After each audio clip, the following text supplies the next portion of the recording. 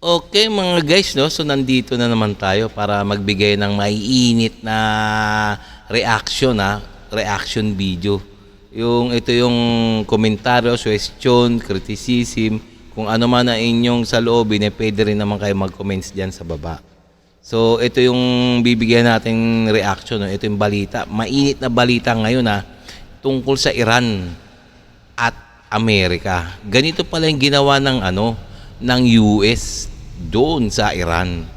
So, 'di ba, ang ginawa ng US binomba ang nuclear facilities ng Iran.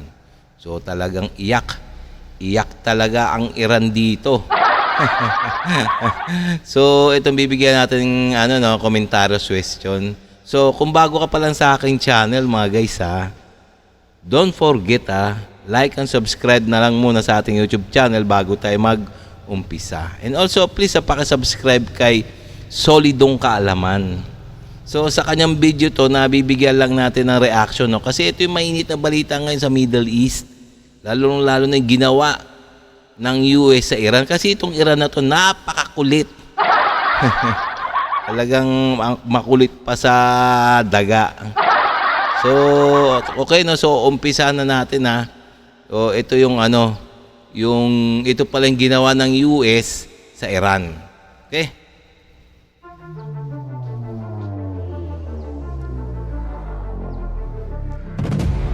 Breaking news, Donald Trump tuluyan ng winasak ang lahat ng tatlong pinakamalalaking nuclear facilities ng Iran, kung saan ayon sa US General ay nasa 125 US military aircraft, kabilang na ang 7 B-2 stealth bomber ang ginamit ng US sa operasyong ito na tinawag nilang Operation Midnight Hammer.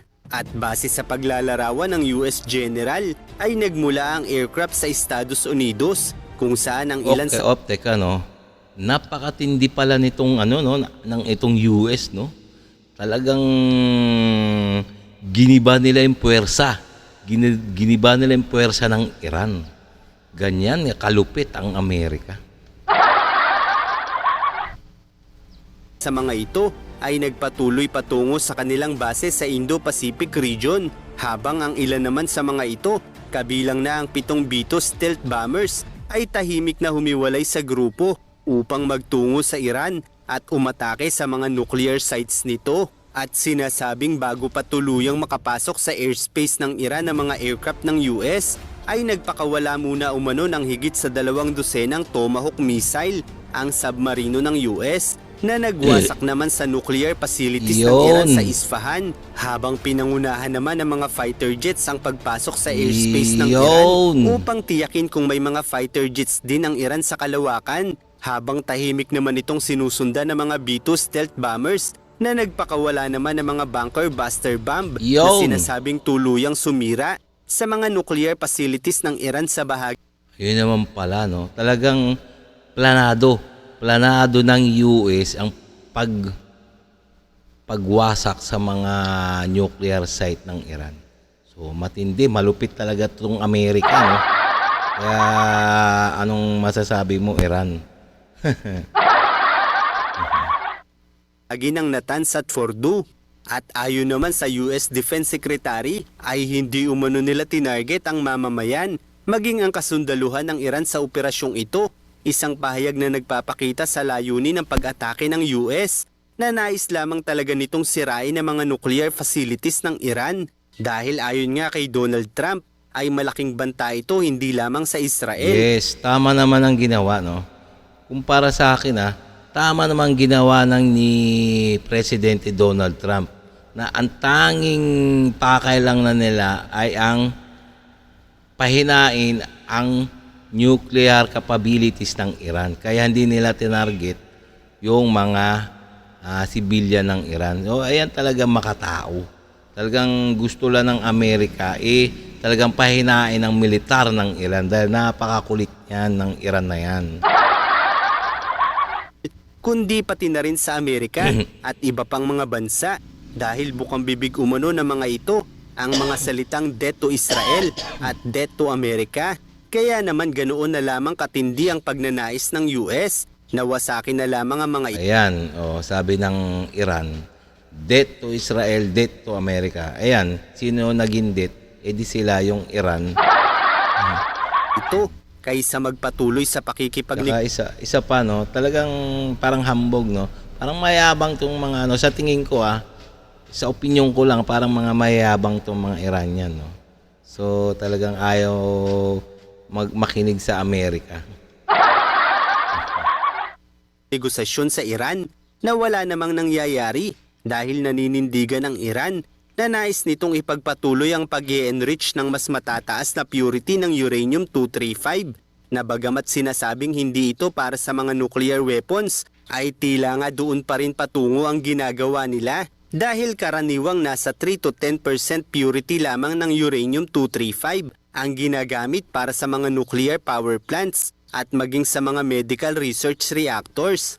Kaya naman ang mas mataas na purity ng uranium-235 na umaabot na umano ng 60% hanggang 90% ay tila nga napakahirap ng paniwalaan na para lamang ang mga ito sa ekonomiya at medical purposes para sa bansa nila. O yan, tingnan nyo. Pakasinungaling pa ng Iran na to, no? Yung sabi daw yung kanilang ginagawang mga nuclear, pang medical lang. Samantalang nakikita ng Amerika na tumataas na yung porsyento ng chemical ng Iran. So talaga hindi na pang medical to, no. Talaga nakakahalata na talaga pwede nang gamitin sa nuclear bomb to. Kaya nga naalarma na yung Amerika, yung US na dapat talagang itong Iran, no, talagang padapain na.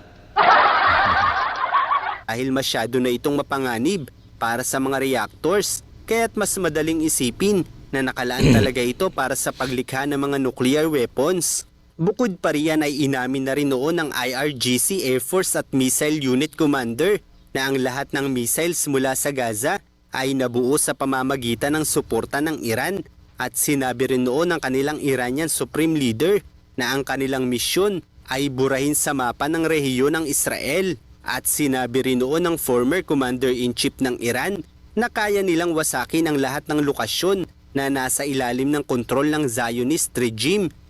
Ano ba yan? Sabi ng Supreme Leader ng Iran, kaya nalang burahin ang Israel. Ngayon, sino ngayon ang nabura? Di sila, di ba? Habang hinihiling naman ng Chief of Staff ng Iranian Armed Forces ang pagkakalipol ng Israel. Ilan lamang ito sa mga dahilan kung bakit galit na galit. Tingnan nyo naman galit na galit talaga ang Iran sa Israel. Ay nako. Kaya tuloy gusto nilang burahin ang Israel. Pero nabaliktad yata ang sitwasyon Iran yata nabura.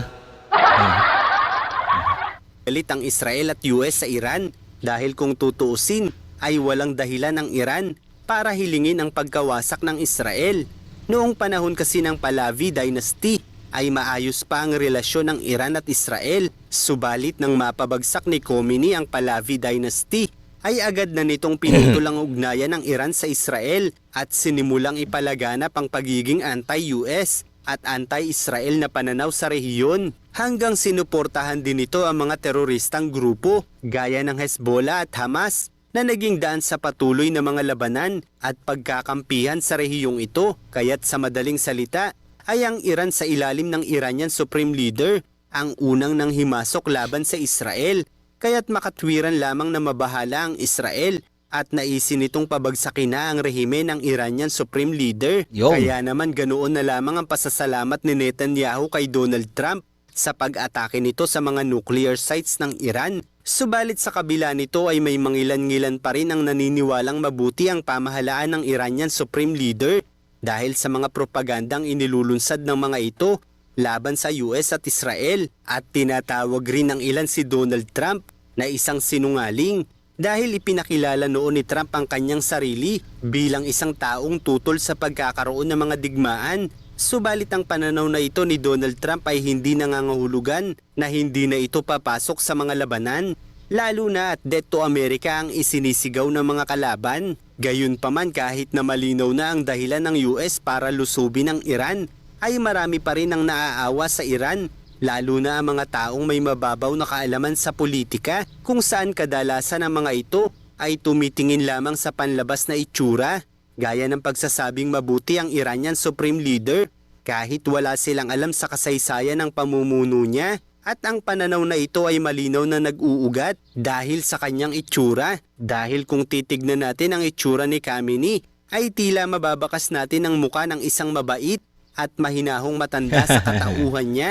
Subalit ang katotohanan ay mas maraming mga labanan ang umusbong dahil sa kanyang mga polisiya, dahil sa pagpapalawak nito ng kanilang suporta sa maraming militanteng grupo sa rehiyon, paglulunsad ng mas malawak na Iranian missile program, kabilang na ang pagpapatuloy ng nuclear program ng bansa na umabot sa pag-i-enrich ng mas mataas na purity ng uranium-235 na maaaring magamit sa paglikha ng nuclear weapons. Bukod pa riyan ay ginagamit rin ng Iranian Supreme Leader ang relihiyon upang makuha ang suporta ng mga Muslim sa buong mundo na nagdudulot ng kaguluhan sa maraming dako nito. Samantala ang Israel, bagamat mga Hudyo na may pangunahing paniniwala sa relihiyong Hudaismo, ay tinatanggap nila sa kanilang sandatahan ang may iba't ibang paniniwala sa relihiyon dahil sila ay nakatuon lamang sa pagtatanggol ng kanilang bansa. Ganoon din ang US at mga bansang demokratiko na kadalasang walang problema anuman ang relihiyon o paniniwala ng isang tao, dahil ang paggamit ng relihiyon sa politika ay nagdudulot lamang ng pag-aaway-away ng mga simpleng mamamayan. Isang pamamaraan na sinasamantala ng pamahalaan ng Iran, kung kaya't maging ang matitinong Muslim ay nadadamay. Kaya't hindi tayo dapat magpabulag sa mga propaganda ng Iranian Supreme Leader, dahil ang pamahalaang ito ay malinaw na nagtutulak lamang sa mga Muslim na magalit sa ibang relihiyon na nagdudulot ng kaguluhan sa buong mundo. No, they had bad intentions. You know, for 40 years they've been saying death to America, death to Israel, death to anybody else that they didn't like. Yan nakita nyo naman mga guys, mga kababayan kung paano ang lupit ng Iranian leader na si Khamenei ba yun? Khamenei o si Ayatollah. So talagang napakakulit. Gusto niya yata maghari sa buong mundo. Ay nako, hindi talaga papayag ang Amerika niyan, no? Kasi ang Amerika lang talaga ang tanging world power. Hindi papayag yan ang Amerika na magkaroon sila ng kalaban sa world power. Yan. Kahit naman sa kahit sa Biblia nakahula yan na ang world superpower ay ang Amerika. Wala nang iba pa. Kaya itong mga Iranian na to talagang nag-aambisyon. Huwag na kasi kayong mag-ambisyon mga Iranian na magkaroon ng nuclear. Diyos ko, maawa naman kayo sa sarili nyo. Okay, no? So hanggang dito na lang tayo mga kababayan, no? Ngayon, kung nagustuhan nyo yung mga ganito mga reaction video, katulad nito yung mga mainit na balita sa ngayon, sa loob at labas ng ating bansa, please, don't forget to like and subscribe muna sa ating YouTube channel bago tayo magtapos. Nang sa ganun, ma-update pa kayo sa mga iba, sa mga i-upload ka pang video sa susunod na araw. Okay, no? So maraming salamat sa inyo mga kababayan.